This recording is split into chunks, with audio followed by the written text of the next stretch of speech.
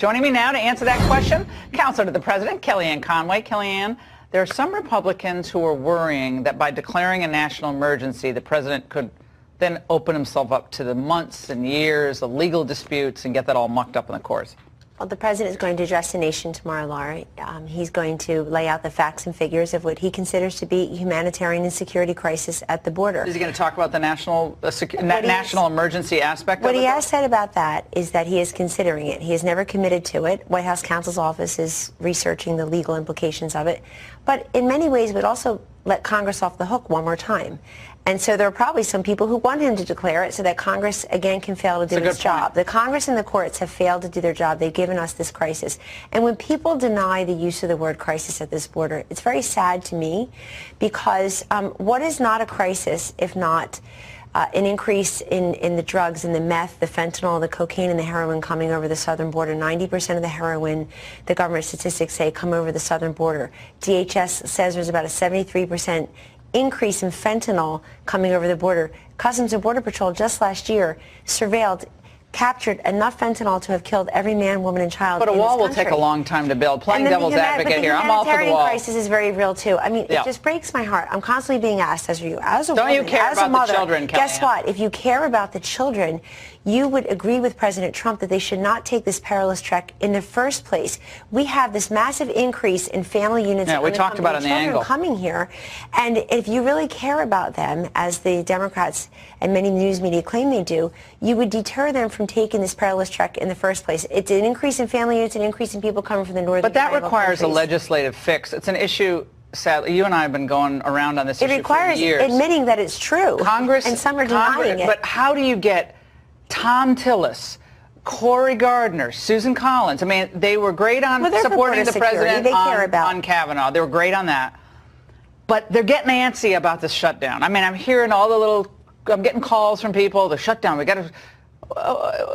if the government has already shut down to the will of the people on this issue, your polling, when you were just doing the polling business just a few years ago, demonstrated that that's not changed. 2014. It was that poll that you did, I still cite that poll. That was one of the best things ever done about level of immigration. People want it to stay the same or go down. Yes. Well, particularly, and by the way, in 2014, you know, President Obama had the children at the border crisis. Secretary Jay Johnson at Homeland Security then wrote some memos I brought with me here tonight, very fascinating read. So we were doing the polling in the midst of that, and even then Americans agreed that they want these children by and large to be returned safely to their home countries. Mexico has offered asylum and visas, safe passage to these Northern Triangle family units and unaccompanied children who are coming here.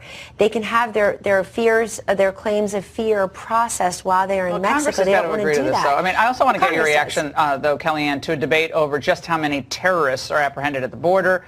The White House has thrown around a number of about 4,000, but U.S. Customs Border Protection says they encountered 6 immigrants with terror ties on the border with Mexico in the first half of the fiscal year 2018. We don't know about the second half. I personally think one terrorist is the problem. We know what one terrorist can do when you look at what happened in Paris, a few in each plane on 9/11.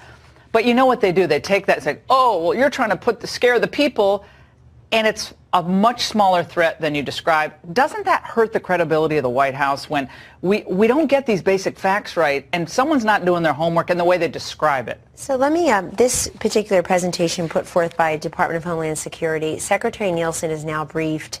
The Democratic principals who were in the meeting, the staffers who were in the meetings over the weekend. Today, I sat there as she briefed about 50 reporters at a pen and pad with the Vice President. And then she also did it with some other journalists. And I think this is important because on page 3, and I believe it's on the website as well, this is the 3755 number does not refer to people at the southern border. Quote, known or suspected terrorists prevented from traveling to or entering the U.S. by DHS in FY17. I believe that includes in some international airports where Customs and Border Patrol says overwhelmingly at the airport. But the other 2 statistics on here were about the southern border, so I think it got unfortunately conflated by a colleague. But the apprehensions at the border of gang members, of known criminals. Right. These are all, again, the media Right. has this presentation. If they want to be honest, well, they're and cite the facts they're and cherry figures. picking, but this is what they do. They do it to Supreme Court nominees if they get something off. I think they that do was it to all of us. Everyone, like, we all kind of make mistakes. We're talking, all day That was long. an unfortunate misstatement, Yeah. and everybody makes mistakes, Right. all of us. The fact is, it's corrected here, and anybody who turns a blind eye to the actual numbers of the human trafficking, the increase in the drugs, we are concerned about your children here in the United States not being subject to all these drugs, and we're concerned about their children. Will this not be making personalized tomorrow the vulnerable night? populations. Is it going to be personalized? Are we going to hear about the people not? Because numbers, people's eyes glaze over. They hear 400,000 people across the border, like, oh. Well. In these private meetings, the president has made very many personal appeals. He feels the humanitarian I hope that's aspect tomorrow of this, night, and too. he's been making that clear. Please don't take your children. These vulnerable populations are increasingly showing up at the border. What about the nastiness of the rhetoric? You and I have felt it personally. Big deal. We're big girls. We've dealt with this for years. But the comments from some of the Democrats who are revealing themselves day after day after day as this government shutdown goes on. Rashida Tlaib, newly elected Congresswoman, said this about her previous comments, profane, about impeachment. Let's watch. I stand by impeaching the President of the United States. I ran on that. Very passionate, and I grew up in an incredibly beautiful, urban community of the city of Detroit, born and raised. We say, colorful things in interesting ways, but I tell you, the President of the United States is my focus. The residents back home are my focus. That's just, I don't know why the presidents are focusing, except that they're all physiologically incapable of beginning or ending a sentence without saying Donald Trump 7 times, and she proved it. Let's go back to the context of her original profane comment. She said she had been talking to her son about becoming a congresswoman, and then she made that. But I think that she was brushed back pretty severely and pretty swiftly by Congressman Nadler, incoming chairman, certainly by Senator Joe Manchin, really blew back at her with respect to her comments that we don't speak that way, it's not necessary. And just this weekend, you saw the Democratic leadership in the House pulling way back on this notion of the I word, the impeachment. They're very worried about, I think, a number of these freshman members particularly coming in here and saying, I thought that's why we're here. Yeah. You're here to represent the constituents that elected you, and you're here to represent their interests. This president has kept us safe and secure and more prosperous, and if they want to get in the way with that, then they're part of it. He's not going to relent on this shutdown if he doesn't get what he wants. He's not going to relent on border security. His first and solemn duty is to keep us safe. Wall or border security? Well, he has said it's all the same, meaning it will be made of steel now, U.S. steel, American steel. He's compromised. He's already compromised. They're not willing to compromise. He compromised. The $25 billion number was never right. It was never real by the Democrats. But this is important because many people say you should see through it. The Customs and Border Patrol say you need to see through it. The steel slats are better for that. Well, they need to see what's on the other side. Okay. Well, Kellyanne, the president's listening to them. They're brave and they're putting their lives on the line at the border. Personalize. Americans love personal stories. No question. Our old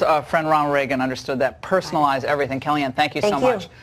If President Trump does declare a national emergency tomorrow night, Democrats have already signaled they will take him straight to court. But could this move, signaling a national emergency, actually be a way to end the shutdown? Well, let's talk about it with Congressman from Florida, Michael Waltz. He is a Republican and newly sworn in. Welcome. Great to have you back. Thanks so much, Shannon. Okay, so let's talk about what we may hear tomorrow night. This is what your Democratic counterpart, one of them, Congressman Jerry Nadler, who now chairs Judiciary in the House side, here's what he said.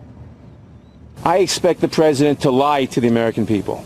Why do I expect this? Because he has been lying to the American people, and his spokespeople continue lying to the American people. What do you make of that characterization? What do you think we'll get from the president tomorrow night? Well, I've been one of those, Shannon, that, like a lot of folks that have thought this was an argument about symbolism and about rhetoric in many ways. We're not going to have a concrete wall from sea to shining sea. At the same time, we're not going to have purely open borders. I think the president has actually been pretty pragmatic about this, and even became more so over the weekend when he said, fine, don't call it a wall if that's the hang up. What he wants is real border security, which we have to get to legal immigration reform. Whether it's steel slat, fence, barrier, whatever you want to call it. And I think, he went there in a pragmatic way over the weekend. And now we have many Democrats who have voted for the Secure Fences Act in 2006, including Senator Schumer and Clinton and Obama back then. So if we voted for it then, it's there.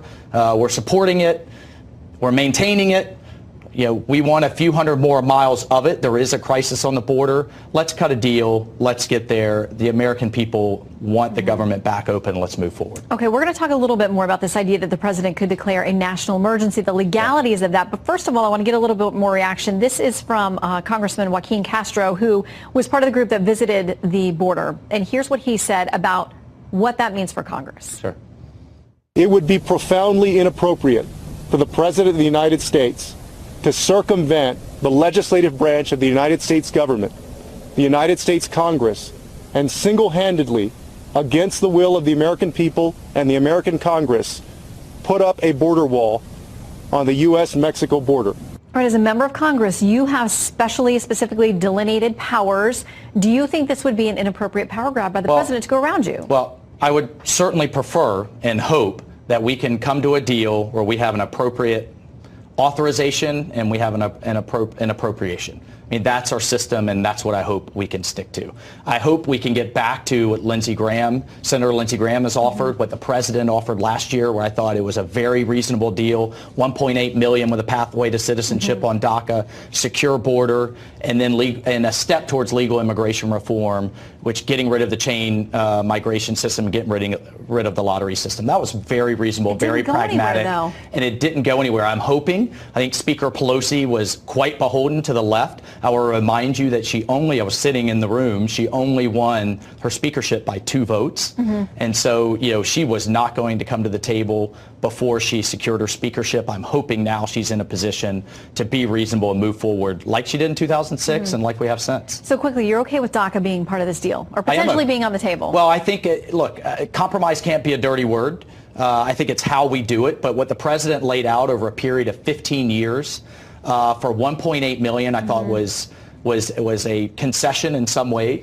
He said he would take the political heat, but I think if that's what we have to pay to get a secure border and get at legal immigration reform, which we desperately need. Look, Shannon, I think that the point that people are missing is if we don't secure our border, we're going to be in the same situation 3, 5, 7 years from now. So until we secure that, we can't get to the legal immigration reform that we so badly need. Well, we keep hearing left and right, we want to secure the border. It's about how you get it done. And so we'll watch as this speech tomorrow night. Well, I think that's what the president did over the weekend, where he said, fine, no wall, fence, steel slab, whatever. If we all agree we have to secure the border and we funded it in the past, let's fund it again and move forward. All right. Well, we'll see if there's any movement tomorrow. In the meantime, Congressman, thank you very much for stopping in, and we'll watch the president tomorrow night. Yes, ma'am. Thanks.